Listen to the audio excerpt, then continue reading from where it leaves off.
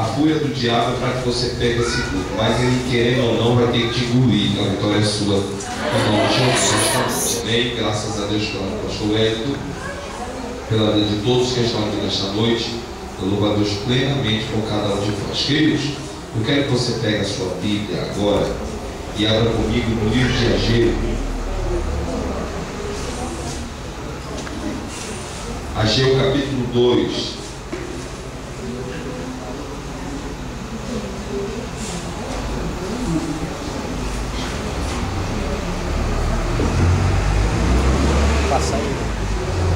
E o versículo de número 15.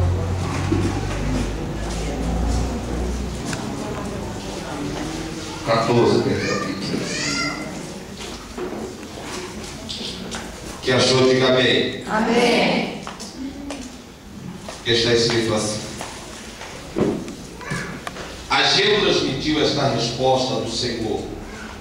É o que aconteceu com este povo e com esta nação. Tudo que fazem, tudo que me oferecem é impuro.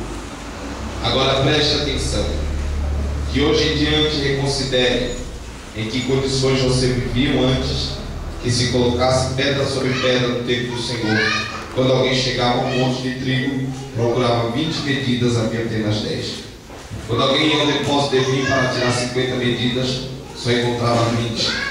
Eu destruí todo o trabalho das mãos de vocês com mofo, ferrugem e granizo, mas vocês não voltaram para mim.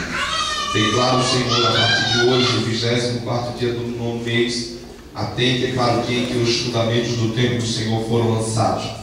Reconsidere ainda alguma semente no celeiro. Até hoje a verdeira, a figueira, a romeira e a oliveira não tem dado fruto, mas de hoje em diante abençoarei vocês. Graças a Deus. Quem pode dizer amém? Amém. Graças a Deus por isso. Queridos, sabemos que Deus é um Deus poderoso para fazer muitas vezes aquilo que o nosso coração possa imaginar. Sabemos que muitas das vezes que nós estamos passando por dificuldade, sabemos que Satanás oprime de todas as maneiras a nossa vida e a nossa vitória para que ela se achegue a cada um de nós. Sabemos que o maior inimigo do ser humano é o diabo. E você, o diabo, ele não dorme para não dar tempo de você ganhar aquilo que você almeja alcançar. O fundamento e a função do diabo é te fazer desistir dos sonhos de Deus e do milagre de Deus em sua vida. E quando ele consegue, partimos a ter um pensamento e uma mente de que nenhum ser humano consegue nos convencer de que Deus pode nos dar a vitória. Mas porém, Deus também, quando nos libera muita vitória, a gente começa a partir pelo caráter humano, que é esquecer-se de Deus. Deus nos abençoa tanto que às vezes a gente diz que é o diabo que fez aquela pessoa se afastar de Deus, foi o inimigo que fez aquela pessoa se afastar de Deus. Não é. Às vezes a própria pessoa em si, por tanto receber, acaba se afastando do Senhor e se esquecendo dele, e entrando em um caminho de que não se depende mais de Deus. Dentro dessa história, sabemos que o povo estava passando por uma situação difícil, precisando de libertação, precisando de uma mudança, transferência de casa, mudança de família, precisava de um milagre urgente.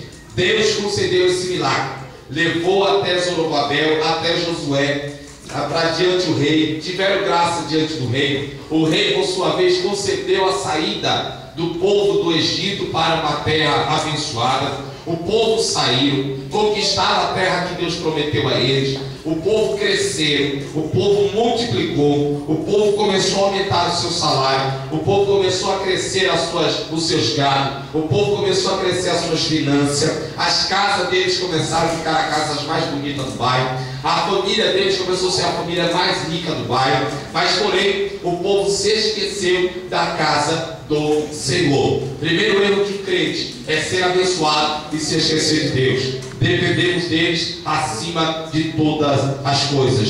E o povo começou a se esquecer de Deus, começou a abandonar o templo. Ia para a igreja de domingo, ia para a igreja depois de um mês, ia para a igreja depois de 2 meses, depois não resolveu nem ir, a igreja foi ficando abandonada, as teias de aranha foi tomando conta, os animais foi tomando conta, as madeiras foi ficando podre, o templo foi ficando abandonado. assassinado, o que era escudo de ouro foi roubado, o que era de bronze foi levado, o que tinha valor as pessoas carregaram, o templo de Deus foi ficando vazio, não tinha mais crente para dar glória a Deus, não tinha mais povo para dar aleluia, sacerdote não queria mais saber dirigir o culto, Deus não se apresentava mais dentro do templo, a nuvem de Deus desapareceu, Deus ficou inconformado com isso, viu a situação que o povo estava, Deus viu que tinha dado tanta vitória para o povo, que o povo estava se esquecendo dele, e Deus começou a secar a situação do povo. O que Deus começou a fazer? Deus começou a tirar o gado, Deus começou a tirar o leite, Deus começou a tirar o dinheiro, Deus começou a tirar a vida financeira das famílias,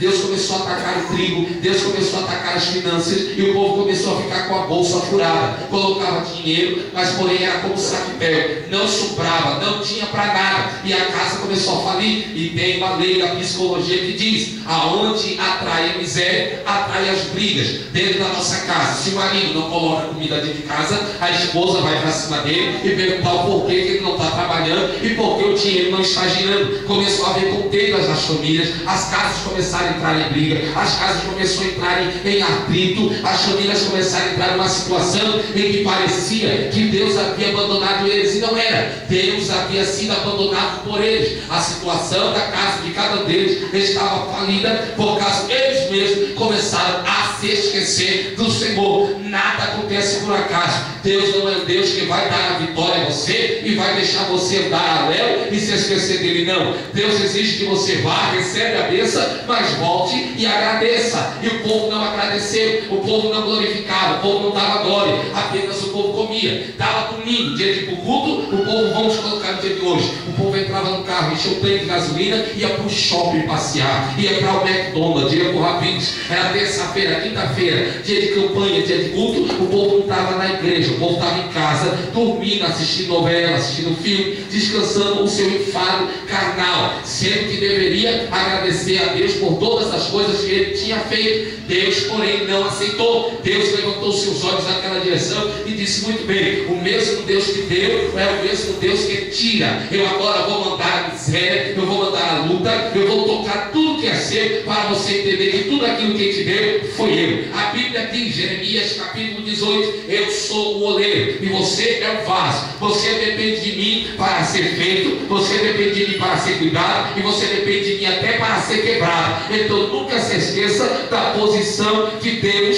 vai te colocar. Por favor, coloque a mão no ombro de quem está do lado e diga para ele assim: olha, você vai subir muito, mas não se esqueça quem foi que te colocou lá em cima. Diga. Aleluia.